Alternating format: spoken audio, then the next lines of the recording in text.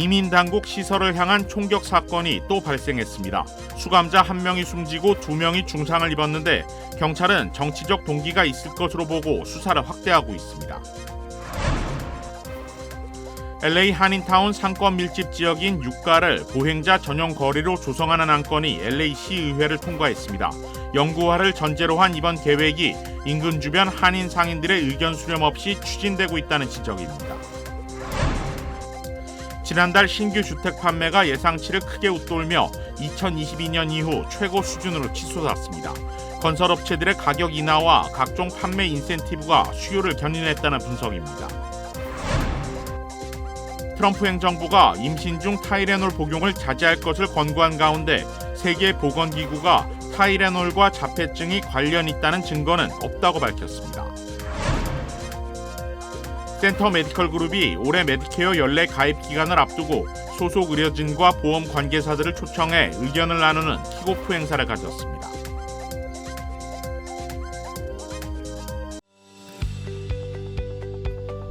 메디케어는 매년 건강보험을 5점 만점으로 평가합니다. 2025년 에스티바 헬스는 캘리포니아에서 4점 이상 받은 우수한 건강보험 중 하나입니다. 에스티바 헬스 가입하셔서 많은 혜택을 누리세요. 자세한 내용은 지금 바로 1888-688-8584로 전화주세요.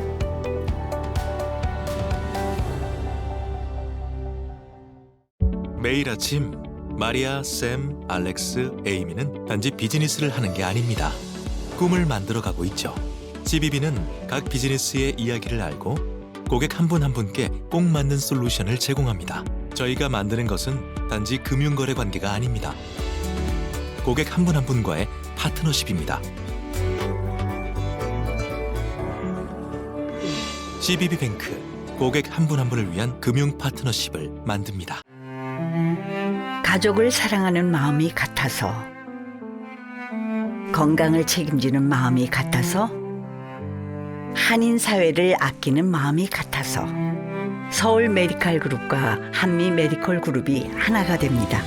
더 나은 한인 사회의 미래, 더 나은 의료 시스템을 위해서 사랑하는 마음으로 가족처럼 하나가 됩니다. SMG. 시청자 여러분 안녕하십니까? KBS 아메리카 뉴스입니다. 트럼프 행정부가 대대적인 불법 이민 단속을 벌이고 있는 가운데 이민당국 시설을 향한 총격 사건이 또 발생했습니다. 수감자가 숨지고 일부는 중상을 입었는데 경찰은 정치적 동기가 있을 것으로 보고 수사를 확대하고 있습니다. 김경수 기자가 보도합니다. 미국 텍사스주 댈러스의 이민세관 단속국 구금시설입니다. 경찰차가 질비하고 근처 도로는 모두 통제됐습니다. 현지 시각 24일 오전 이곳을 향해 건너편 건물 옥상에서 무차별 총격이 가해졌습니다. 수감자 3명이 총에 맞아 1명이 숨졌고 나머지 2명도 위독한 상태입니다. Y nos explicaron la situación que había alrededor del edificio un tirador activo y nos mantuvieron ahí resguardados mientras que se controlaba la situación. 총격범은 건물 옥상에서 숨진 채 발견됐는데 현지 언론은 수사당국 소식통을 인용해 29세 남성 조슈아 얀으로 확인됐다고 전했습니다. 수사당국은 총격범이 지니고 있던 담피에서 이민국을 반대하는 내용의 문구가 발견됐다며 정치적 목적이 있었을 걸로 보고 있습니다. What I can also share with you is that early evidence that we've seen from rounds that were found near the suspected shooter contain messages that are anti-ICE in nature. 크리스티 놈 국토안보부 장관은 이번 총격을 ICE 법 집행에 대한 공격이라며 비판했습니다. 앞서 지난 7월에는 텍사스주 알바라도에 있는 이민자 구금시설이 공격을 당해 경찰관 1명이 총상을 입었고 맥앨런에서는 국경 순찰대를 향해 총을 쏘던 남성이 사살당하는 일도 있었습니다. 트럼프 행정부가 대대적인 불법이민 단속과 추방에 나선 뒤로 비슷한 사건이 잇따르고 있는 가운데 또 다른 극단적 폭력이 발생할 수 있다는 우려도 커지고 있습니다. 워싱턴에서 KBS 뉴스 김경수입니다. 트럼프 대통령은 이번 총격 사건을 놓고 급진 좌파 세력에 책임을 돌렸습니다. 좌파 운동인 안티파 해체도 예고했습니다. 트럼프 대통령은 오늘 트루스 소셜에 이번 총격 사건 용의자의 미사용 탄피에 안티 아이스라고 적힌 점을 언급하며 이는 야비하고 아이스의 용감한 남녀 요원은 그저 임무를 수행할 뿐이며 최악 중의 최악 범죄자를 우리나라에서 추방하려 할 뿐이라고 적었습니다. 또한 찰리 커크 암살 이후 계속되는 급진 좌파 테러리스트의 공격은 반드시 중단돼야 한다며 우리는 이미 안티파를 테러 조직으로 지정했으며 이번 주에 이들 국내 테러 조직을 해체하기 위한 행정명령에 서명할 것이라고 밝혔습니다. 그런가 하면 멕시코 국적의 전 다카 수혜자가 아이스 구치소에 수감 중 사망하는 일도 벌어졌습니다. 올해 들어 아이스 구치소에서 수감자가 사망한 사례는 이번이 14번째입니다. 아이스는 어제 성명을 통해 올해 39살 멕시코 출신 이스마엘 아얄라 우리베가 지난 일요일 숨졌다고 밝혔습니다. 아이스에 따르면 그는 캘리포니아 에덜렌토 수용시설에서 구금 중 건강 이상으로 빅토빌 지역 병원으로 옮겨졌는데 결국 사망 판정을 받았습니다. 정확한 사인은 현재 조사 중입니다. 아얄라 우리베는 2012년 다카 자격증을 받았지만 2015년 음주운전 유죄 판결로 3년의 보호관찰을 선고받은 후 2016년 다카 갱신 신청이 거부됐습니다. 이후 2019년 6월 두 번째 음주운전으로 유죄 판결을 받고 복역했으며 지난 8월 17일 국경 순찰대에 체포돼 지난달 22일 애들란토 시설로 이송된 상태였습니다.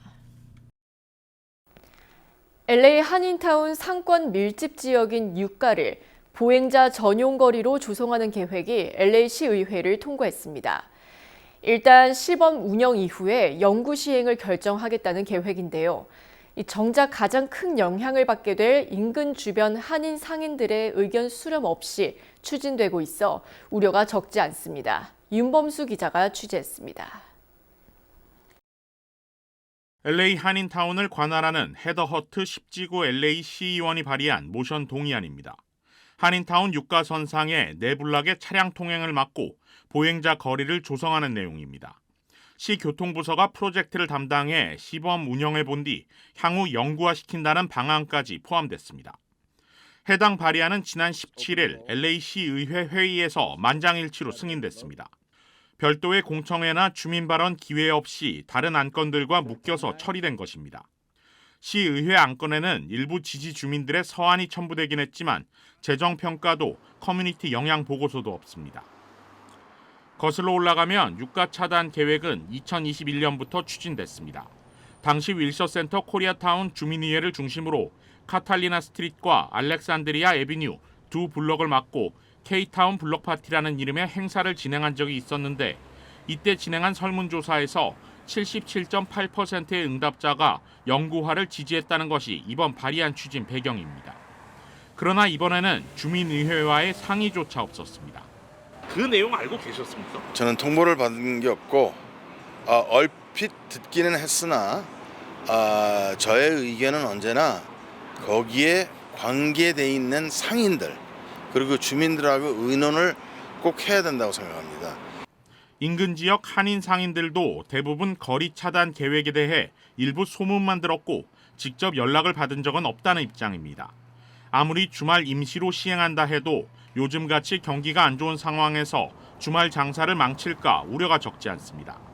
향후 영구 시행돼 보행자 거리 안에 푸드트럭 등이 들어서게 되면 비즈니스 운영 자체가 심각한 타격을 입을 수 있다는 지적입니다.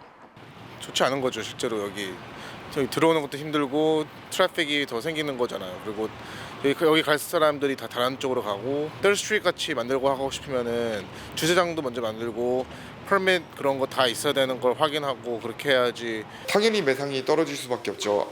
옛날에 7월 달인가 8월 달에 한번 마라톤을 하느라 밀셔 놀만디 그 놀만디가 아니라 그 8가인가 거기부터 한번 여기 밀셔랑 뭐 유가 한번 막은 적이 있었어요. 근데 당연히 사람들은 주차를 못 하고 차가 못 들어오니까 돌아서 와야 되는데 그럼 당연히 누가 여기를 찾을 것인가.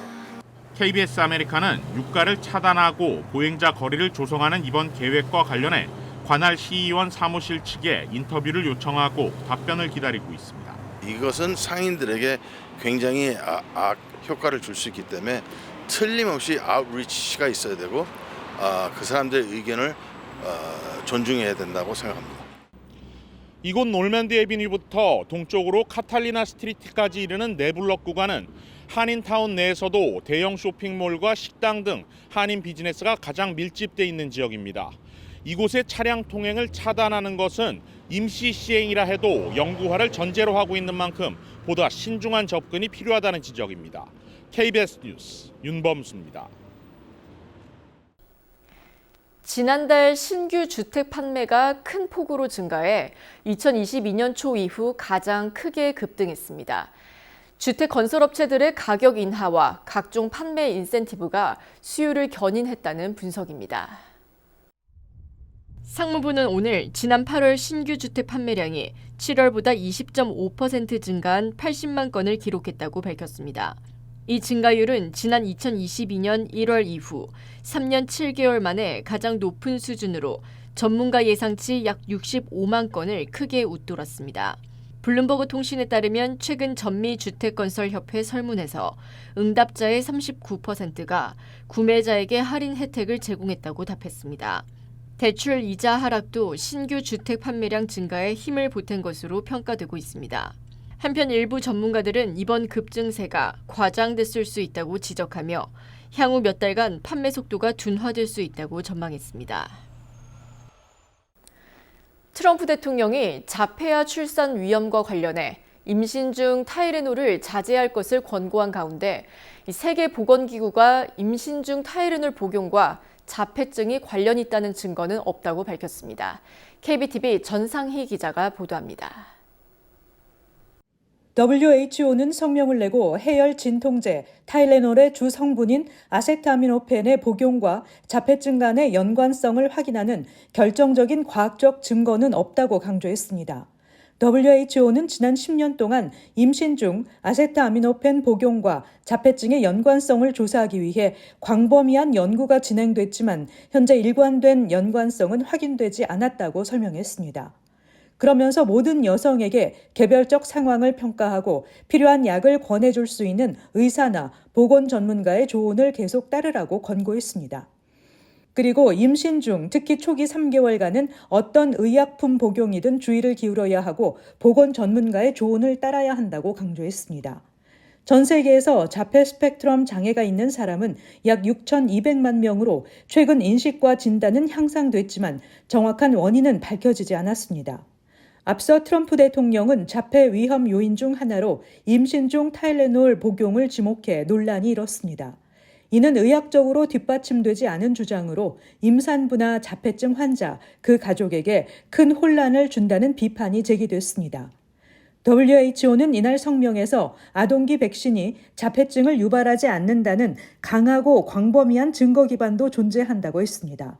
여러 국가에서 대규모로 진행된 양질의 연구가 모두 같은 결론에 도달했으며 애초에 연관성을 시사했던 기존 연구들은 결함이 있고 신뢰할 수 없다고 지적했습니다. WHO는 아동기 예방접종 일정은 전 세계 전문가와 각국 의견을 포함한 신중하고 광범위하며 근거에 기반한 과정을 거쳐 개발된다며 이는 모든 국가가 채택했고 지난 50년 동안 최소 1억 5,400만 명의 목숨을 구했다고 말했습니다.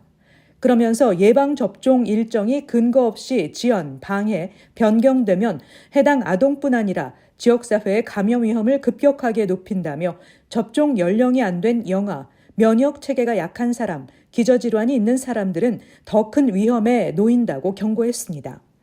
KBTV 뉴스 전상입니다. 이어지고 있다. 내 손에서 가능성으로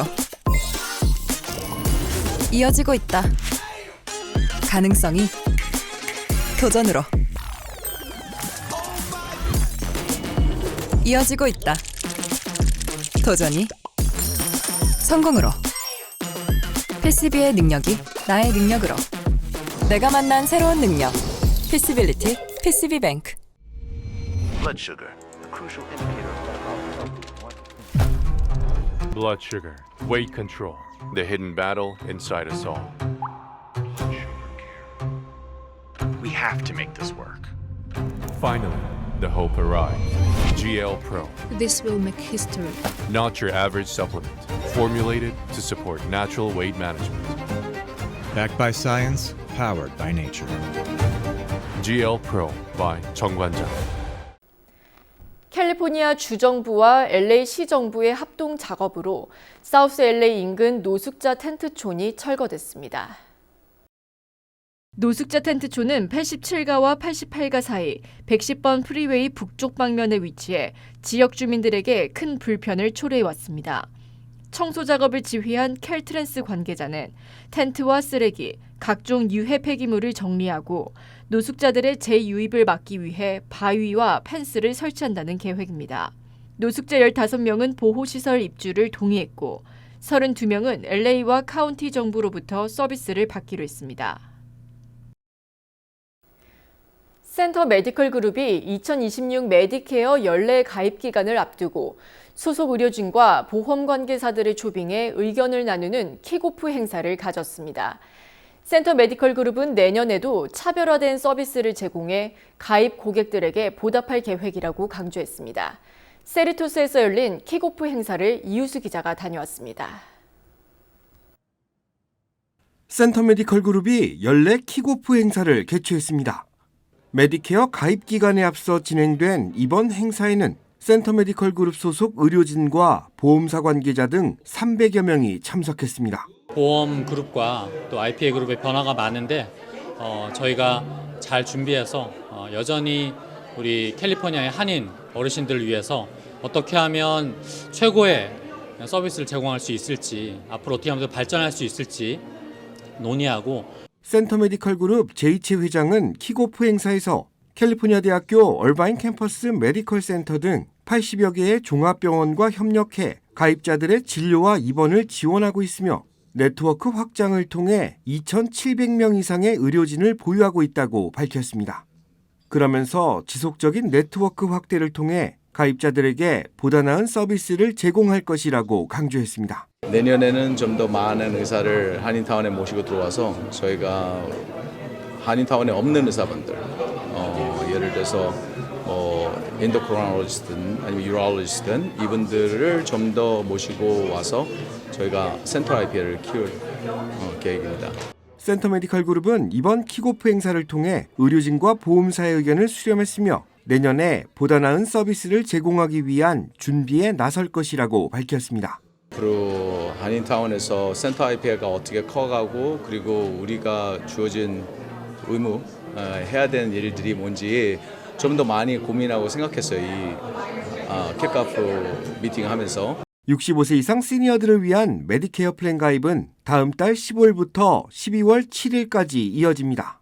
센터 메디컬 그룹은 현재 가입된 플랜 점검을 통해 본인에게 더 많은 혜택이 돌아갈 수 있는 플랜을 찾는 것이 가장 중요하며 전문 에이전트의 도움을 받는 것도 큰 도움이 된다고 강조했습니다. KBS 뉴스 이우수입니다.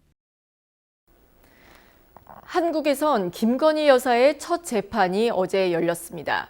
재판부가 법정 촬영을 허가해 피고인석에 앉은 김 여사 모습도 공개됐습니다.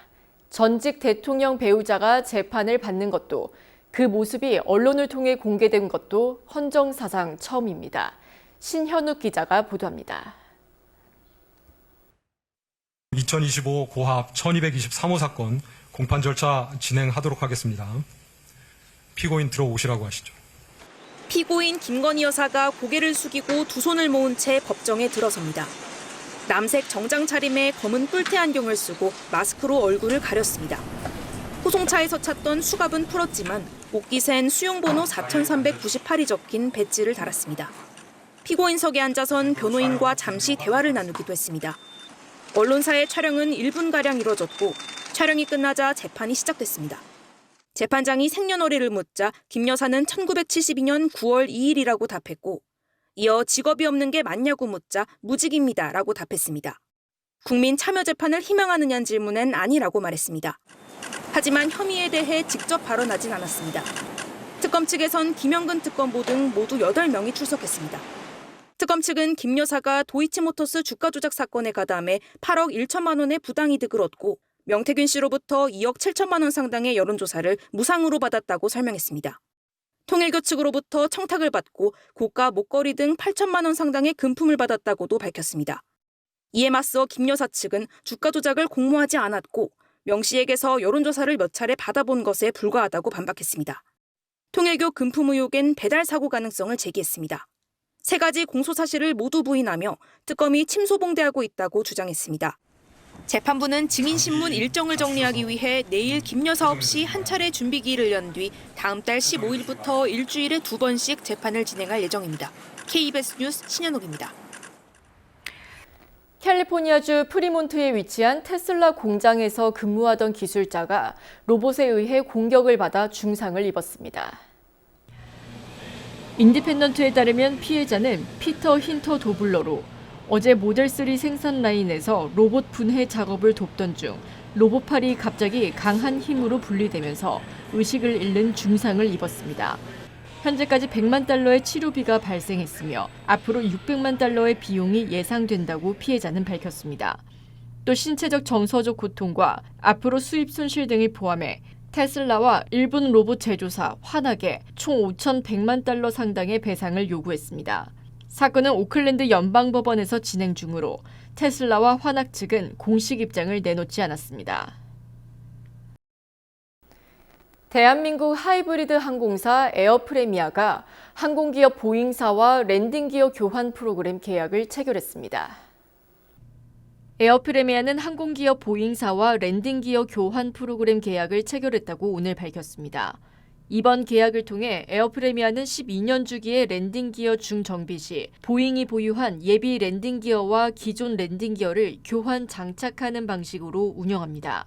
에어프레미아는 총 8대의 항공기를 운영 중이며 오는 2027년 말 첫 항공기가 랜딩기어 중정비 주기에 도래합니다. 에어프레미아 관계자는 이번 계약으로 토털 정비 체계를 완성한 만큼 안전과 효율성을 최우선으로 하는 운영을 이어가겠다고 밝혔습니다.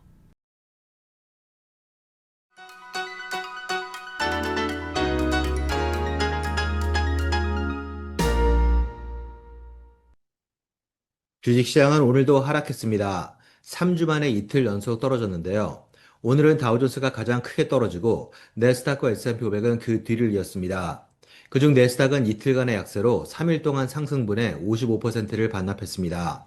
또한 어제 3주 만에 전 종목 모두 떨어졌던 매그니피센트 세븐은 오늘도 4종목이나 약세를 보이며 기술주 하락 모멘텀에 가속도가 붙는 조짐을 나타냈습니다. 예상치를 크게 웃던 8월 신규 주택 판매 지수는 3년 만에 최고치를 기록하며 전월 대비 20.5%나 늘어났지만 호재로 작용하지 않고 묻혀버렸습니다. 반면 주가가 높게 평가돼 있다는 어제 파월 의장의 발언 여파는 이틀째 투자 심리를 압박했습니다. 오랜만에 매도 심리가 이틀 연속 자극된 건데요. 한편 올해 들어 112%까지 폭등하며 3년 11개월 최고치로 치솟은 알리바바를 비롯한 AI 관련 중국 주식들의 강세는 두드러졌습니다. 뉴스 헤드라인을 장식하며 전반적인 약세장과 극명하게 대조되는 장면을 연출했습니다. 이제 내일과 모레 발표되는 8월 내구재 주문과 개인 소비 지출을 앞두고 결과가 어떻게 나오냐에 따라 투자 심리가 한쪽으로 급격히 쏠릴 수 있다는 긴장감은 점차 확산되는 모습입니다. 지금까지 김지한이었습니다.